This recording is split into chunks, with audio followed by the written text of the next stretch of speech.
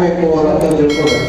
So ರಕ್ತ ನಮ್ಮ ದೇಹಕ್ಕೆ ಏನೇನು ಕೆಲಸ ಮಾಡಪ್ಪ ಅಂದ್ರೆ ಮೊದಲನೇದಾಗಿ ಹೊರಗಡೆ ಇರ್ತಕ್ಕಂಥ ಆಮ್ಲಜನಕವನ್ನ ಪ್ರತಿಯೊಂದು ಅಂಗಾಂಶಕ್ಕೆ ಮುಗಿಸತಕ್ಕಂಥ ಕೆಲಸ ರಕ್ತ ಮಾಡ್ತಾರೆ. ದೇಹದಲ್ಲಿ ಉತ್ಪಾದನೆ ಆದಂತಹ ಕಲ್ಮಶ ವಸ್ತುಗಳನ್ನ ಹೊರಗೆ ಹಾಕಲಿಕ್ಕೆ ರಕ್ತ ಬಹಳ ಹೆಲ್ಪ್ ಮಾಡ್ತದೆ.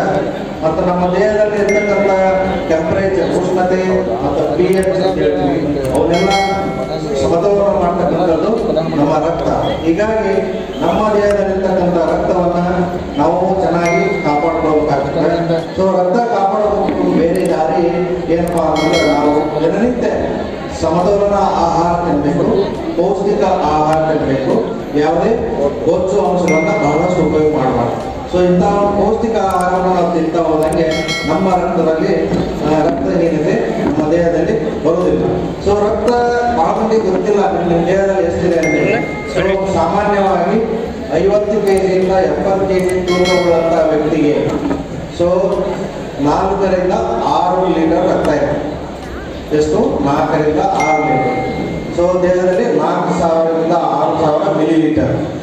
ಸೊ ಹೀಗಾಗಿ ಇನ್ನೂ ಒಂದು ಸಂಕ್ಷಿಪ್ತವಾಗಿ ಹೇಳ್ಬೇಕು ಅಂದ್ರೆ ರಕ್ತ ನಿಮ್ಮ ಮೈಯಾಗ ಎಷ್ಟೈತೆ ಅಂತ ಯಾರಾದ್ರೂ ಕೇಳಿದ್ರೆ ನಿಮ್ಮ ತೂಕಕ್ಕೆ 80 ಗುಣಾಕಾರ ಮಾಡಿದ್ರೆ ಸಾಕು.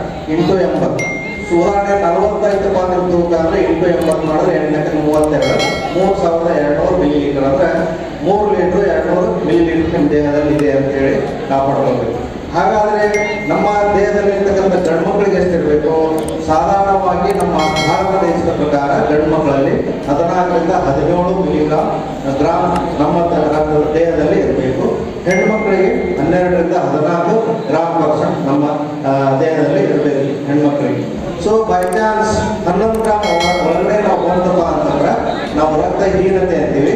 17 ಗ್ರಾಮ್ ಮೇಲೆ ಹೋದಪ್ಪ ಅಂತಂದ್ರೆ ಪಾಲಿಸಿಟಿಗೆ ಕಾಯಿಲೆ ಬಂತು ಅಂತ ಅರ್ಥ.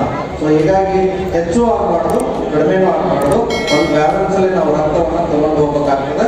ಅದಕ್ಕೆ ದಯವಿಟ್ಟು ಇಲ್ಲಿ ಯಾರ್ಯಾರಿದ್ರೆ ಎಲ್ಲರಿಗೆ ವಿನಂತಿ ಏನಪ್ಪಾ ಅಂತಂದ್ರೆ ಸಮತೋಲನ ಆಹಾರ, ಪೌಷ್ಟಿಕ ಆಹಾರವನ್ನು ದಯವಿಟ್ಟು ಬಳಕೆ ಮಾಡಿ. ಜೊತೆಗೆ 3 ರಿಂದ 4 ಲೀಟರ್ ನೀರನ್ನು ಪ್ರತಿನಿತ್ಯ ಉಪಯೋಗ ಮಾಡಿ. ದಿನನಿತ್ಯ ಒಂದು 6 ತಾಸು ನಿದ್ದೆಯನ್ನು ಸಂಪೂರ್ಣ ಮಾಡಿ ಅಂತ ಹೇಳ್ತಾ ಇದು ಆರೋಗ್ಯದ ಬಗ್ಗೆ ನಿಮಗೆ ಒಂದು ತಿಳುವಳಿಕೆ. ನೆಕ್ಸ್ಟ್ ಏನಪ್ಪಾ ಅಂದ್ರೆ ರಕ್ತದಾನ ಮಾಡಬೇಕು. ಬಹಳಷ್ಟು ಆಸೆ ಇರ್ತದೆ, ಯಾರ್ಯಾರು ಕೊಡಬೇಕು? ರಕ್ತದಾನ ಮಾಡ್ತಕ್ಕಂಥ ವ್ಯಕ್ತಿ 18 ವರ್ಷ ಮುಗಿದಿರಬೇಕು. 65 ವರ್ಷದ ಮಟನ ಕೊಡ್ಬೋದು. 15 ರಿಂದ 65 ವರ್ಷದ ಕೊಡ್ಬೋದು. ಇದಕ್ಕೆ ಗಂಡಾಗಲಿ ಹೆಣ್ಣಾಗಲಿ ಅವ್ರು ಕೊಡುವಾಗ ಏನಿಲ್ಲ, ಗಂಡು ಕೊಡ್ಬೋದು, ಹೆಣ್ಣು ಕೊಡ್ಬೋದು. ಪ್ರತಿ ಗಂಡು ಮಕ್ಕಳು 3 ತಿಂಗಳಿಗೊಮ್ಮೆ, ಪ್ರತಿ ಗಂಡು ಮಕ್ಕಳು 3 ತಿಂಗಳಿಗೊಮ್ಮೆ, ಹೆಣ್ಮಕ್ಳು ಪ್ರತಿ 4 ತಿಂಗಳಿಗೊಮ್ಮೆ ರಕ್ತದಾನ ದಯವಿಟ್ಟು ಮಾಡಿ. ಸೊ ಜೊತೆಗೆ ನಿಮ್ಮ ದೇಹದಲ್ಲಿ ಹಿಮೋಗ್ಲೋಬಿನ್ ಪ್ರಮಾಣ 12 ಗ್ರಾಮ್ ಮೇಲೆ ಇರಬೇಕು. ದೈಹಿಕವಾಗಿ ಮತ್ತು ಮಾನಸಿಕವಾಗಿ ಯಾವುದೇ ಕಾಯಿಲೆಯಿಂದ ಬಳಲಬೇಕು.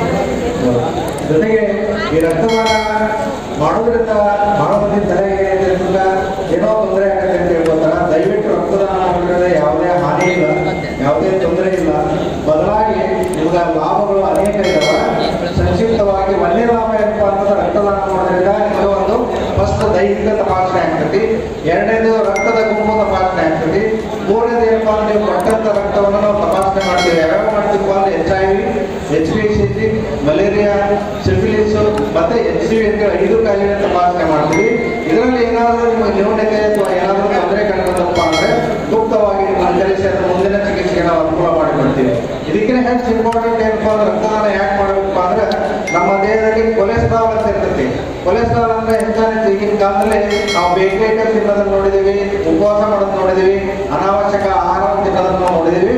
ಆ ಎಲ್ಲ ತೊಂದರೆಗಳಿಗೆ ಮೂಲ ಕಾರಣ ಕೊಲೆಸ್ಟ್ರಾಲ್. ಆ ಕೊಲೆಸ್ಟ್ರಾಲ್ ನಮ್ಮ ದೇಹದಲ್ಲಿ BP ಹೆಚ್ಚಿಗೆ ಮಾಡಬಹುದು, ಇಲ್ಲ ಶುಗರ್ ಹೆಚ್ಚಿಗೆ ಮಾಡಬಹುದು.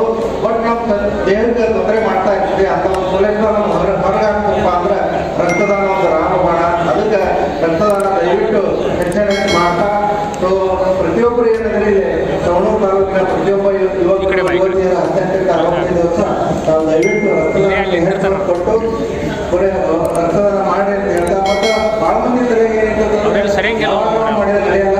ಪ್ರತಿ ವರ್ಷಕ್ಕೆ 2 ಸರಿ ಅಥವಾ ವರ್ಷಕ್ಕೆ 3 ಸರಿ ದಯವಿಟ್ಟು ರಕ್ತದಾನ ಮಾಡಿ ಅಂತ ಹೇಳ್ತಾ, ಜೀವ ಇರುವವರೆಗೂ ರಕ್ತದಾನ ಮಾಡಿ, ಜೀವ ಇರುವವರೆಗೂ ದಯವಿಟ್ಟು ರಕ್ತದಾನ ಮಾಡಿ.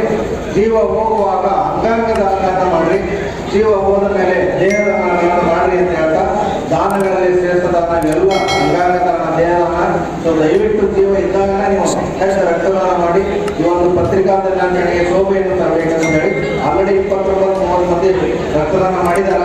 ಜೊತೆಗೆ 59 ಬಾರಿ ರಕ್ತ ಬಿಟ್ಟವರು ಇದ್ದಾರೆ.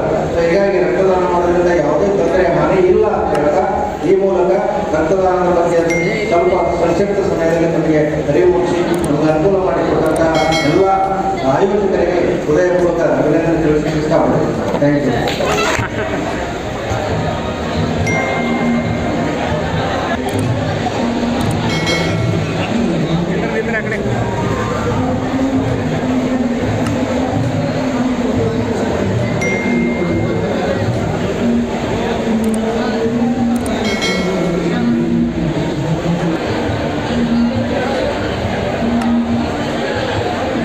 ನಮ್ಮ ಚಾನೆಲ್ಗೆ ಸಬ್ಸ್ಕ್ರೈಬ್ ಆಗಿಲ್ಲ ಅಂದ್ರೆ ಇಲ್ಲಿರುವ ಸಬ್ಸ್ಕ್ರೈಬ್ ಬಟನ್ ಅನ್ನು ಪ್ರೆಸ್ ಮಾಡಿ ಹೆಚ್ಚಿನ ಅಪ್ಡೇಟ್ಸ್ ಪಡೆಯೋದಕ್ಕೆ.